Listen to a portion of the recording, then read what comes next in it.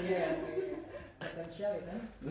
Nah, ini ada strategi namanya niching down.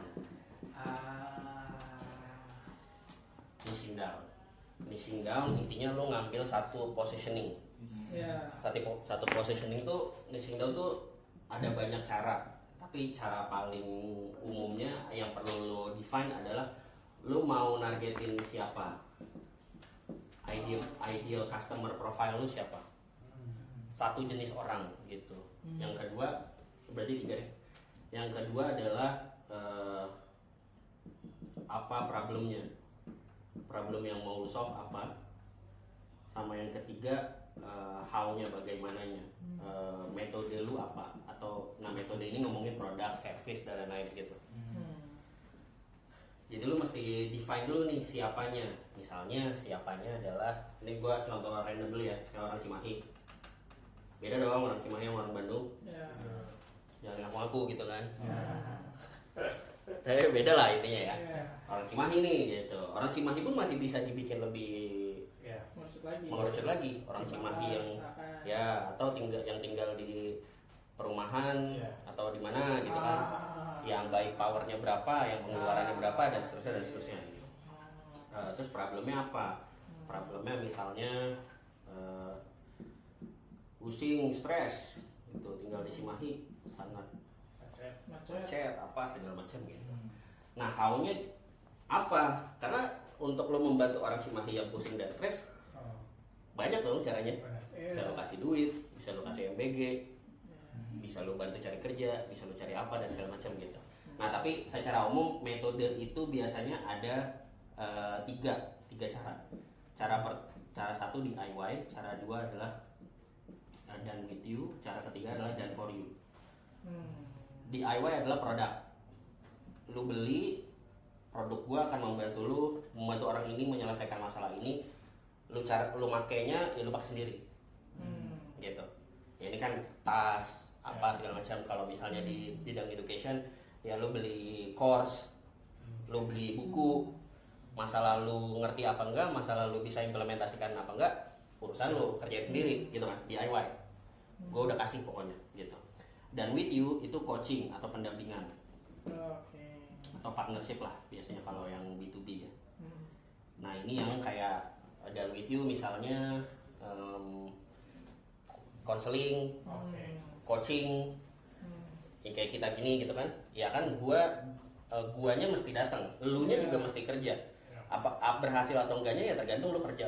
Beneran ngerjain atau enggak, beneran dalam diskusi ini lu aktif atau enggak gitu kan. Makanya gue done with you, gue ngerjain bareng sama lu gitu. Yang ketiga adalah done for you. Nah, kalau ini full service nih, agency biasanya. Nah, ini kan yang ya udah pokoknya lu bayar, gue yang kerjain, lu terima jadi gitu. Nah, balik ke tadi ya, intinya adalah lu mesti bisa mengerucutkan niching down lu ke arah mana. Dan tadi niching down kalau misalnya sekarang 23 dikerucutkan jadi 4 itu udah niching down sebenarnya. Gitu kan. Nggak harus yang beneran jadi satu, nggak juga.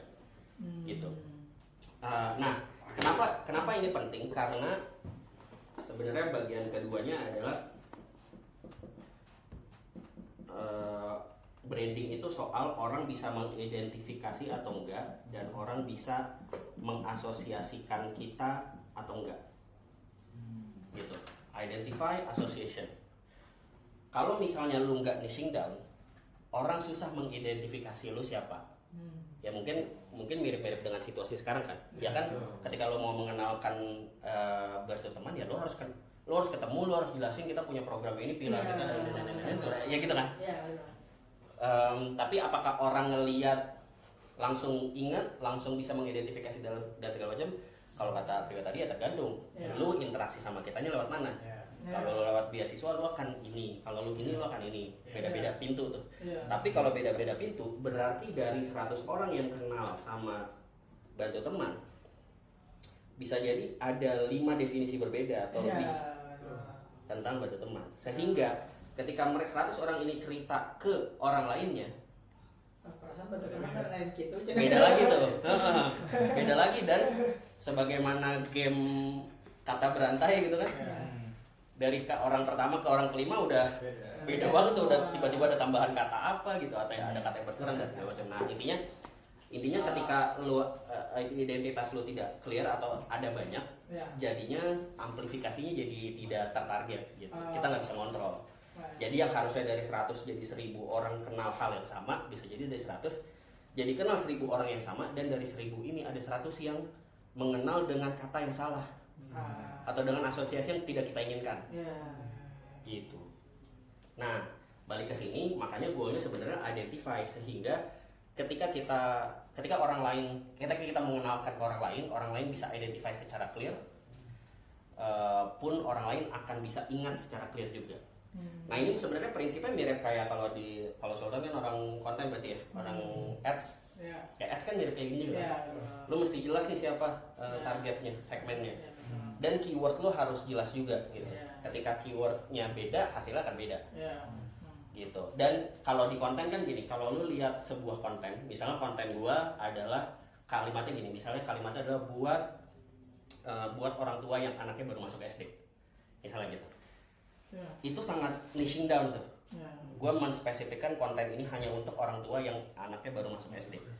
Yang terjadi di benak orang yang baca adalah 3 kemungkinan. Kemungkinan pertama adalah gua adalah orang itu, sehingga gua akan baca. Kedua, gua bukan orang itu, tapi temen gua adalah orang itu, atau kakak gua adalah orang itu, sehingga gua ini bukan buat gua, tapi ini bisa gua forward ke dia. Gitu. Nah yang ketiga adalah yang nggak ada hubungannya sama sekali sama gua, ya udah mereka akan bisa decisive juga gitu, cepat gitu. Cuma dalam konteks algoritma jadinya ketika dilempar ke 100 orang, kena nomor 1, nomor 2, nomor 1, nomor 2 engage, mereka akan nge-share. Habis itu algoritmanya jadi bekerja. Ngegulung. Dengan yang serupa ya. Betul. Tapi kalau lu pakai kalimat yang rancu buat orang Indonesia yang lagi stres. Semua orang Indonesia stres tuh masalahnya. Stresnya apa beda-beda. Iya, stresnya apa beda-beda. Ada yang stres nggak punya duit, ada yang stres karena punya banyak duit gitu kan. Jadinya ketika ditembak ke 100, yang engage bisa jadi cuma 5%. Makanya habis itu tidak menggulung. Gitu. Nah itu kurang lebih mirip lah strateginya gitu. Makanya kenapa penting untuk niching down, kenapa penting untuk kita punya satu hal spesifik atau beberapa hal spesifik yang orang ingat tentang kita gitu. Dan itu yang kita double down gitu. Nah terus tadi masuk ke pertanyaan berikutnya kan sebenarnya gimana nih mengerucutkannya gitu kan. Nah makanya kalau mengerucutkannya balik lagi skenario tadi, sebenarnya gue sarankan memang mulainya dari bisnis dulu, dari bisnis model lah. Sebelum bisnis model kan makanya tadi startnya dari, kalau di levelnya teman-teman kan udah bukan mikirin kayak gimana survival lagi dan lain-lain. Makanya mikirinnya dari awal banget nih, why, mission, vision lah. Emang mau dibawa ke arah mana gitu. Nah untuk mencapai misi ini cara terbaiknya apa? Itu bisnis model.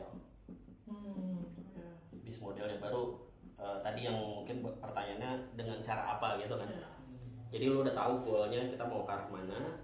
Terus kedua cara terbaik menuju goal ini kayak gimana. Baru ketiga baru niching down-nya. Prioritization lah. Priority gitu. Nah ini yang kayak mana yang di-cut, mana yang diprioritaskan dan segala macam. Baru dari sini baru masuk ke implementasi nih. Oh berarti timnya dirampungkan. Apa mungkin di sini juga perdebatan soal cost benefit gitu ya. Kalau kita prioritaskan ini, costnya apa, benefitnya apa, mana yang lebih oke dan segala macam gitu. Bagus nih jadi satu konten.